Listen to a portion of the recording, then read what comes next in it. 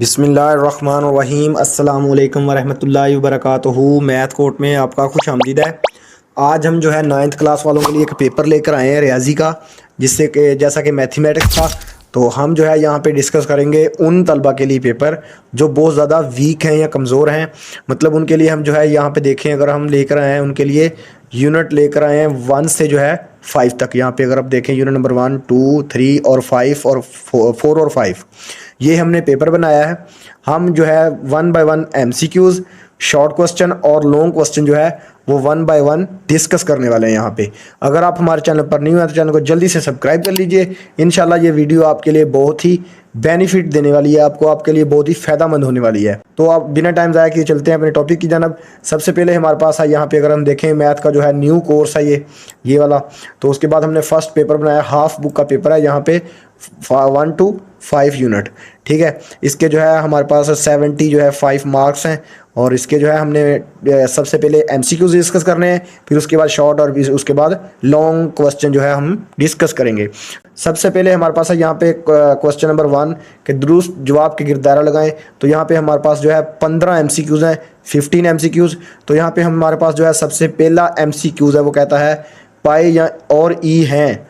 क्या है पाई और ई? मतलब कि क्या है, मतलब कि यहाँ पे हमारे पास कुदरती अदाद हैं, इंटीजर हैं, या फिर नातक अदाद हैं, या फिर गैर नातक अदाद हैं। तो यहाँ पे हमारे पास जो है ऑप्शन नंबर यहाँ पे दुरुस्त होने वाला है, वो गैर नातक अदाद, मतलब कि ऑप्शन नंबर यहाँ पे डी दुरुस्त होने वाला है। उसके बाद कहता है क्वेश्चन नंबर 2 में वो कहता है कि 3 under root plus 5 under root किसके इक्वल है। मतलब कि क्या है ये मुकम्मल अदाद हैं, या फिर सही अदाद हैं, नातक अदाद हैं, या गैर नातक अदाद हैं। तो यहाँ पे ये भी जो है गैर नातक अदद है। अब इसके बाद हमारे पास एक MCQ नंबर है 3, कहता है अंडर रूट 75 प्लस 27 किसके इक्वल है। तो हमारे पास यहाँ पे है इसका भी जो है डी ऑप्शन। अगर आप सॉल्व करके हैं तो आपके पास जो आंसर बनेगा वो बनेगा D3, मतलब कि। फिर उसके बाद हमारे पास जो है क्वेश्चन नंबर है 4, आम लोगार्थम की असास होती है। तो आप जानते हैं कि हमारे पास यहाँ पे बी ऑप्शन दुरुस्त होने वाला है। आम लोगार्थम जो होता है उसकी असास जो होती है वो 10 होती है। उसके बाद हमारे पास है 5 नंबर, मतलब कि कहता है अगर log 2 इज इक्वल 0.300110 हो तो log 200 किसके इक्वल होगा। तो हमारे पास ये जो है MCQs नंबर है 5। तो इसका नंबर जो है हमारे पास जो है ऑप्शन नंबर वो है C दुरुस्त होने वाला है यहाँ पे। उसके बाद है MCQs हमारे पास यहाँ पे 6, कहता है log 0 किसके इक्वल होता है। तो हमारे पास ये है जो होता है log 0 वो अनडिफाइन होता है, गैर वाज़े, मतलब कि अनडिफाइन। इसकी जो है हमें वैल्यू मालूम नहीं है, अनडिफाइन है। ये आपने याद रखना है, log 0 किसके इक्वल है, अनडिफाइन। इसके बाद हमारे पास है सेट नंबर, जो मतलब कि 7 नंबर सेट की तरमीम सेट साज सूरत है।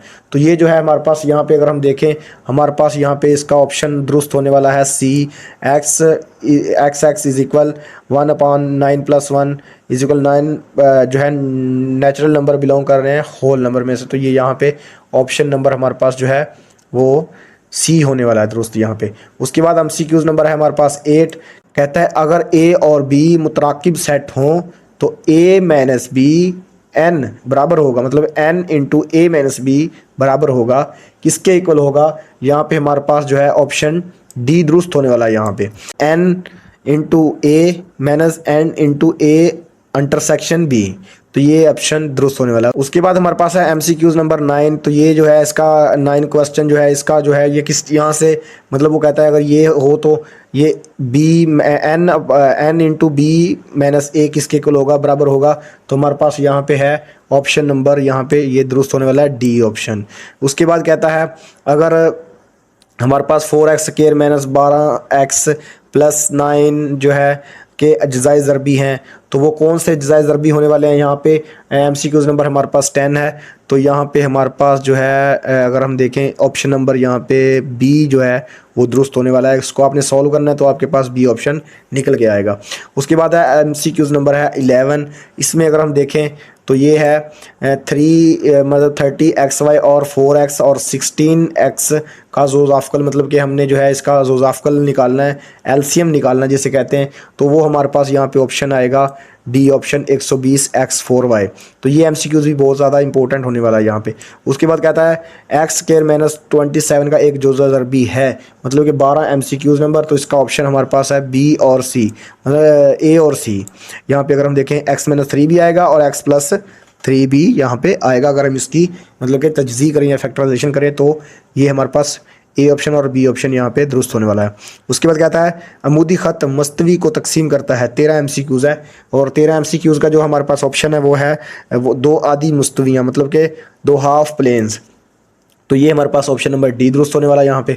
उसके बाद कहता है 14 एमसीक्यूज यकदर्जी मसवात गैर मसवात से बनने वाली मसवात को कहा जाता है। The equation form from the linear inequality is called. तो ये हमारे पास है ऑप्शन नंबर यहाँ पे 14 है। तो इसका जो है एमसीक्यूज नंबर हमारे पास जो है इसका आंसर बनेगा मुतलका मसवात, मतलब एसोसिएट इक्वेशन कहलाती है ये। उसके बाद कहता है 3x + 4 <0। तो ये क्या कौन सी मसवात बनती है? तो ये हमारे पास जो है अनइक्वालिटी बनती है यहाँ पे। अगर हम देखें गैर मसवात जिसे कहते हैं अनइक्वालिटी। तो ये थे हमारे पास एमसीक्यूज। अब हम शॉर्ट क्वेश्चन की जानिब चलते हैं कि वो कौन से यहाँ पे इंपॉर्टेंट होने वाले हैं। तो अब हम आ गए यहाँ पे, तो हमारे पास है क्वेश्चन नंबर 2। कहता है कोई से 6 सवालात के मुख्तलिफ जवाबात लिखें। तो इसको जो है हमने फर्स्ट नंबर अगर हम देखें यहाँ पे है हमारे पास ये क्वेश्चन नंबर 1 है, इसको नातक और गैर अदाद के तौर पर शनाख्त करें। फिर उसके बाद है यहाँ पे हमारे पास है मतवली कसरे शारिया को पी ऑफ एक्स की शक्ल में ज़ाहिर करें, जबकि पी ऑफ क्यू सही अदाद हैं और क्यू एक गैर सिफर अदद है। तो उसके बाद हमारे पास क्वेश्चन है मुख्सिर करें कीजिए, इसको हमने मुख्सिर करना है। फिर उसके बाद ये क्वेश्चन है मुख्सिर कीजिए, ये भी क्वेश्चन बहुत ज़्यादा इंपॉर्टेंट है। फिर उसके बाद मुख्सिर कीजिए, ये भी इंपॉर्टेंट है। फिर उसके बाद ये क्वेश्चन है, ये भी इंपॉर्टेंट है। ये आपने क्वेश्चन देख लेने अच्छे तरीके से, आपने इसको सोल्व आउट करना है। ये भी क्वेश्चन बहुत ज़्यादा इंपॉर्टेंट होने वाले हैं। फिर उसके बाद ये क्वेश्चन है ये भी इंपॉर्टेंट है यहाँ पे। फिर उसके बाद ये क्वेश्चन है 8 नंबर, ये भी ज़्यादा इंपॉर्टेंट है। ये आपने क्वेश्चन जो है आपने एक्सरसाइजों में से जो है करके जाने हैं इंशाल्लाह। इन्हीं में से आपने कितने सोल्व करने हैं? 6 सवाल सोल्व करेंगे तो आपके पास जो है हिस्सा कंप्लीट होगा, जिससे आपको मिलेंगे यहाँ पे 12 नंबर। उसके बाद कहता है हिस्सा 2, और यहाँ पे एक 9 क्वेश्चन है, यहाँ पे ये भी डिस्कस करूँ, ये भी इंपॉर्टेंट क्वेश्चन है। अगर आपने पिछली वीडियो नहीं देखी तो मैं उसका डिस्क्रिप्शन में लिंक दे दूंगा। वो क्वेश्चन भी बहुत ज़्यादा इंपॉर्टेंट होने वाले हैं, तो वो भी आपने अच्छे तरीके से करके जाने हैं। उसके बाद जो है यहाँ पे हमारे पास है कोई से 6 सवालात मुख्सिर कीजिए। तो ये हमारे पास ये क्वेश्चन 1 क्वेश्चन 2 ये जो है लोगार्थम जो है चैप्टर उसी में से है, ये भी लोगार्थम में से है। फिर उसके बाद ये सेट चैप्टर में से है, सेट का जो चैप्टर है उसमें से है। फिर उसके बाद ये भी है सेंसी तरकीब सेट में लिखी है। फिर उसके बाद ये क्वेश्चन भी सेट में से है, मतलब कि ये अगर हम देखें आम तरकीब में है। फिर उसके बाद ये भी जो है इम्पोर्टेंट है, ये क्वेश्चन जो है वो भी सेट वाला मतलब कि लोगार्थम चैप्टर उसमें से है, और ये सेट वाला चैप्टर इसमें से क्वेश्चन है। फिर उसके बाद ये तजदीद करेंगे चैप्टर नंबर जो है हमारे पास 4 अगर हम देखें फैक्टराइजेशन उसमें से है। इसी तरह ये इसमें से भी हमें 12 नंबर मिलने वाले हैं यहाँ पे। उसके बाद कहता है कोई से मुख्तलिफ जवाबात लिखें 6। क्वेश्चन नंबर 4 यहाँ पे हमारे पास है फर्स्ट क्वेश्चन तजज़ी है, फैक्टराइजेशन करनी है। फिर रोज़ आपको एलसीएम और एचसीएफ मालूम करना है बाय प्राइम फैक्टराइजेशन मेथड से। फिर उसके बाद कहता है यहाँ पे इसकी भी तजज़ी करनी है। फिर उसके बाद ये भी तजज़ी के हवाले से है, ये भी तजज़ी के हवाले से है, ये भी जो है तजज़ी के हवाले से। तो यहाँ पे मैं आपको एक बात बताता चलूँ कि यहाँ पे अगर हम देखें ये जो तजज़ी हमें दी रखी है, मतलब कि क्वेश्चन नंबर 4, तो ये जो है 4 चैप्टर हमारे पास जो हम सेट मतलब कि हमने डिस्कस किया, पेपर 5 चैप्टर हमने डिस्कस किए। तो ये जो है हमें जो है इसी में से पेपर जो है ये क्वेश्चन इंपॉर्टेंट है, ये पेपर में आने वाले नहीं है, लेकिन ये पेपर के हवाले से ये इंपॉर्टेंट क्वेश्चन है। अगर आप ये पहले 5 चैप्टर कर लेते हैं तो आपका यहाँ से जो है 70-60% पेपर यहाँ पे क्लियर हो सकता है, अगर आप ये कर लेते हैं। उसके बाद है कोई से 2 जवाबात, ये पार्ट नंबर 2 है। अगर हम देखें यहाँ पे ये पार्ट नंबर 2 हिस्सा 2 में, इसमें हमें मिलेंगे 16 नंबर। तो इसमें अगर हम पेपर के हवाले से देखें तो यहाँ पे हमारे पास इंपॉर्टेंट क्वेश्चन जो है ये होने वाले हैं। ये अगर इसको मुख्तसर कीजिए, question number 5 number A part है, फिर बी पार्ट है। ये एक मतलब कि यहाँ पे अगर हम देखें ये फुल क्वेश्चन हमारे पास यहाँ पे बनेगा। ये हमारे पास देखें ये क्वेश्चन एक ए पार्ट और एक ये बी पार्ट। तो ये क्वेश्चन एक हमारे पास फुल, उसके बाद ए पार्ट और ये उसका बी पार्ट, तो ये क्वेश्चन फुल। उसके बाद ये एक पार्ट और ये 2 उसके पार्ट, तो ये भी क्वेश्चन फुल। अब ये हमारे पास है 1, 2 और 3 ये क्वेश्चन, इसमें से आपने कितने करने, 2 करने, तो आपको यहाँ पे 16 नंबर मिल जाएंगे, मतलब कि जो है 16 नंबर मिलेंगे। उसके बाद हमारे पास है किसी एक का सवाल का जवाब लिखें।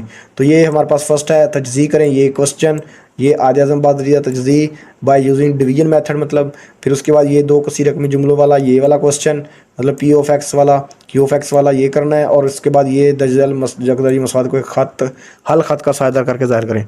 तो ये क्वेश्चन जो है ये इंपॉर्टेंट है। ये हमारे पास जो है पेपर 60 to 70% यहाँ पे पेपर हमारा क्लियर होगा अगर हम ये 6 चैप्टर जो है अच्छे तरीके से ये क्वेश्चन कर लेते हैं। पेपर के हवाले से बहुत ज़्यादा इंपॉर्टेंट है। तो उम्मीद करता हूँ आप एक अच्छे तरीके से ये करके जाएंगे। अभी आपके पास जो है 2 दिन बाकी हैं, तो आपने ये अच्छे तरीके से MCQs और जो है ये क्वेश्चन कर लेने हैं, तो आपका पेपर यहाँ पे 70% क्लियर हो जाएगा। तो मिलते हैं एक नेक्स्ट वीडियो में। आपने अगर पिछली हमारी वीडियो नहीं देखी तो उसका मैं डिस्क्रिप्शन में लिंक लगा दूंगा, आप वो देख लीजिए। उसमें मैंने जो है बुक्स में जो है पेपर जो क्वेश्चन है इंपॉर्टेंट वो बताए हुए हैं। तो उम्मीद करता हूँ आपको ये वीडियो अच्छी लगी। अगर वीडियो अच्छी लगी तो जल्दी से चैनल को सब्सक्राइब कर लीजिए। मिलते हैं नेक्स्ट वीडियो में, तब तक के लिए इजाज़त, अल्लाह हाफिज़।